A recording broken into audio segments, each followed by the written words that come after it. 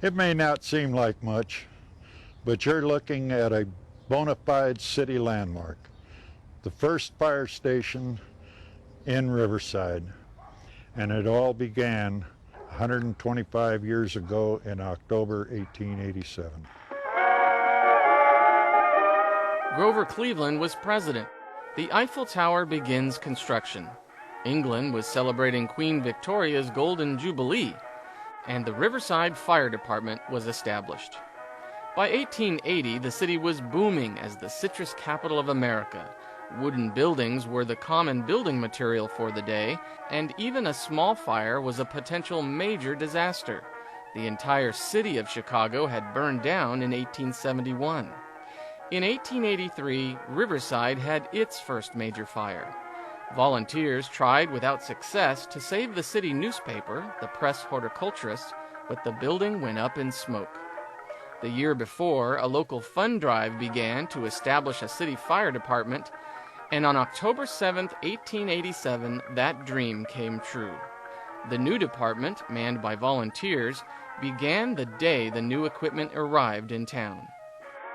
Our fire apparatus arrived Saturday evening and was unloaded and housed on Main Street between 6th and 7th on Sunday morning, where it has been visited by hundreds of our citizens.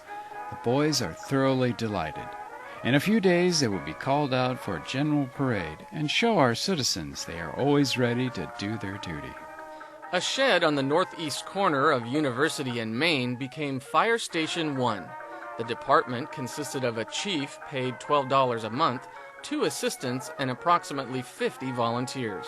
All equipment was designed to be pulled by manpower. During this period, the city began installing a citywide grid of water pipes, and the first fire hydrants were installed in downtown Riverside. On April 21, 1888, the fire department met its first major challenge: a fire in the lamp closet at the Citrus Pavilion, a large building near the corner of 7th and Mission Inn Avenue.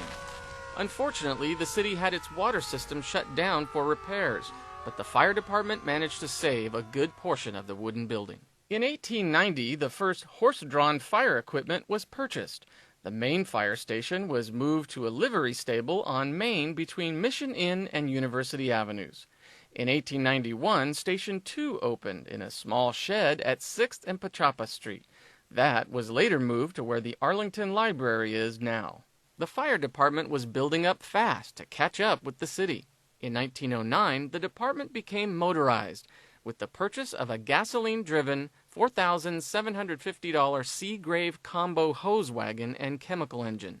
The loud, smoke-belching engine replaced the horses that had pulled the steam pumper to fires.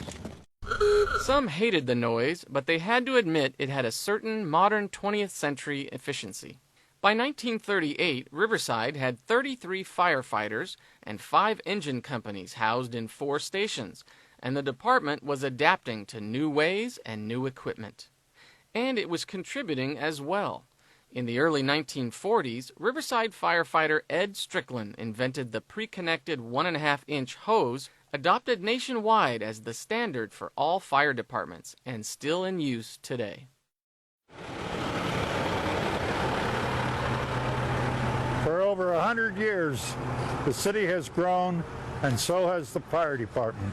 It's one of the best in the state, with 14 stations and 254 employees, operating 14 engines, 3 truck companies, 3 rescue squads, a state-of-the-art training facility, and an emergency operations center.